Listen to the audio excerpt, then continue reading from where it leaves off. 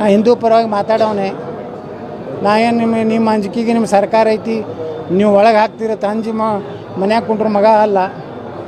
ನಿಮ್ಮ ಹಿಂದಿರೋಂಥವ್ರ ಬಗ್ಗೆ ಎಚ್ಚರ ಇರಲಿ. ಯಾವ ಲೋಫರ್ ಅದಾನ, ಕ್ರಿಮಿನಲ್ ಅದಾನ, 302, 307 ಈ ಅಟ್ರಾಸಿಟಿ ಇದ್ದವನು ಅವ್ನು ಮಗ್ಗಲಾಗಿ ಕುಂಡ್ರಿಸ್ಕೊಂಡು ನಿಮ್ಮ ಮನ್ಯಾಗ ದಿನ ಮುಂಜಾನೆ ಹೋದ್ರೆ ಅವನೇ ಇರ್ತಾನೆ. ಅವನ ವಿರುದ್ಧನೇ ನೀವು ಹೋರಾಟ ಮಾಡಿದ್ರಿ 8,000 ಜನರು ತೊಗೊಂಡು ಬಿಜಾಪುರನಾಗ. ಒಬ್ಬ ಗುಂಡ ಅವನದೇನು ಇತಿಹಾಸ ಅನ್ನೋದು ಮಾನ್ಯ ವಿಧಾನ ಸಭೆದಾಗ ಹೇಳೀನಿ. ಇಂಥವನು ಒಬ್ಬನ್ನ ನೀವು ಇಂಥ ಒಂದು ಏನು ನಮ್ಮ ಕೋರ್ಟಿನ ಒಂದು ಇದನ್ನು ಮಾಡಿರಿ.